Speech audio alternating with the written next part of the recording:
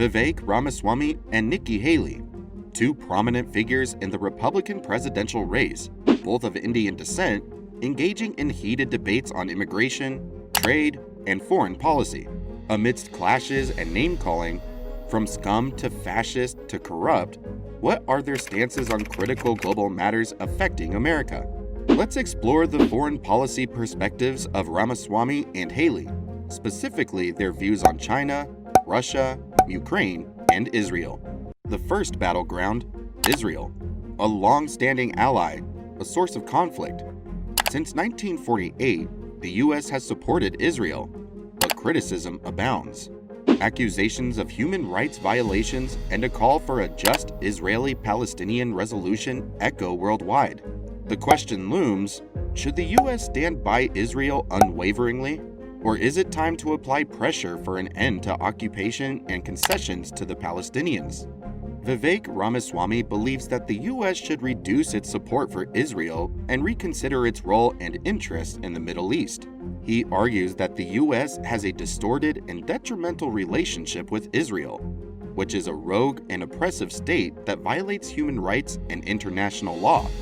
He says that the U.S. has been providing military and diplomatic support to Israel, which enables and emboldens Israel to occupy and colonize Palestinian lands, to wage wars and launch strikes against its neighbors, and to undermine U.S. interests and credibility in the region. He also says that the U.S. has been obstructing and sabotaging peace and justice between Israel and the Palestinians, who have been living under Israeli occupation and apartheid for decades, and who deserve freedom and dignity.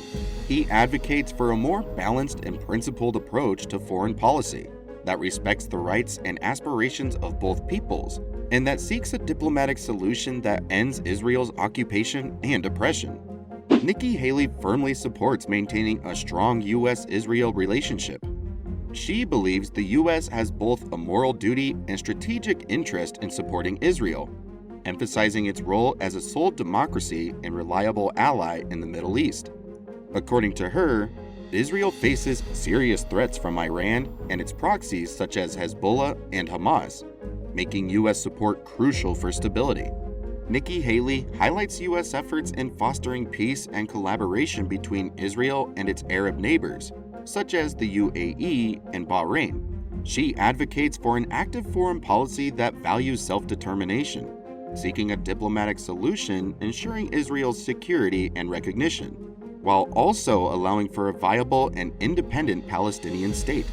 Moving to our second issue, Ukraine, a former Soviet republic that is aspiring to join the European Union and NATO, but also facing a serious threat from Russia, its powerful and hostile neighbor.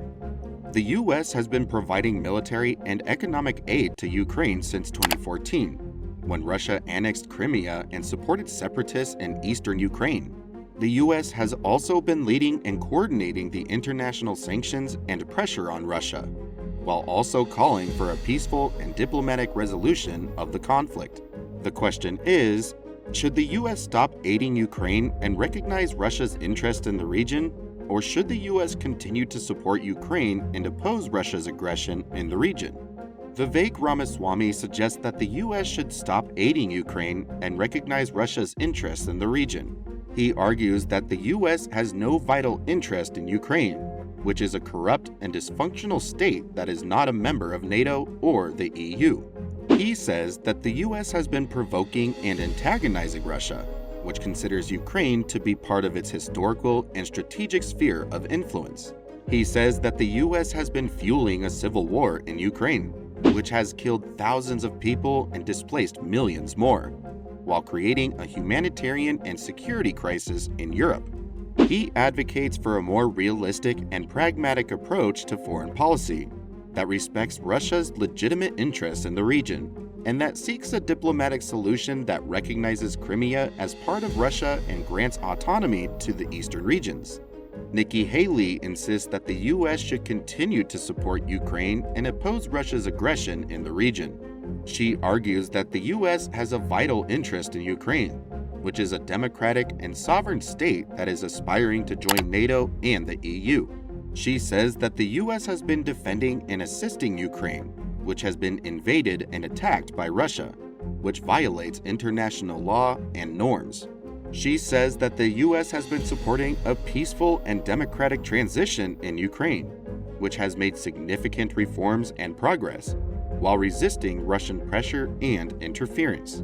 She supports a more idealistic and proactive approach to foreign policy that stands by Ukraine's right to choose its own future, and that seeks a diplomatic solution that restores Ukraine's territorial integrity and sovereignty. Our final battleground is China, a rising and ambitious country that is seeking to challenge and surpass the U.S. and its allies in various domains and dimensions, such as economy, technology, military, and ideology. The U.S. has been competing and confronting China, while also collaborating and negotiating with China on some issues of mutual concern, such as trade, pandemic, and nuclear proliferation. The question is, should the U.S. contain and deter China, or should the U.S. engage and partner with China? Vivek Ramaswamy favors engagement and partnership with China. He argues that the U.S. has been containing and deterring China, which is a short-sighted and self-defeating strategy that undermines the U.S.'s own interests and opportunities. He says that the U.S. has been exaggerating and demonizing China's rise and intentions, which are not necessarily hostile or incompatible with the U.S.'s goals and values. He says that the U.S. has been missing and wasting the potential of benefits of cooperation and integration with China, which is the largest and fastest growing market and source of innovation and development in the world. He advocates for a more constructive and inclusive approach to foreign policy that recognizes and respects China's achievements and aspirations, and that seeks to build and maintain a stable and productive relationship with China, based on mutual interest and mutual respect. Nikki Haley supports a strategy of containing and deterring China. She argues that the U.S. has been engaging and partnering with China, which is a misguided and dangerous strategy that jeopardizes the U.S.'s own interests and security. She says that the U.S. has been underestimating and appeasing China's rise and ambitions, which are clearly hostile and incompatible with the U.S.'s goals and values.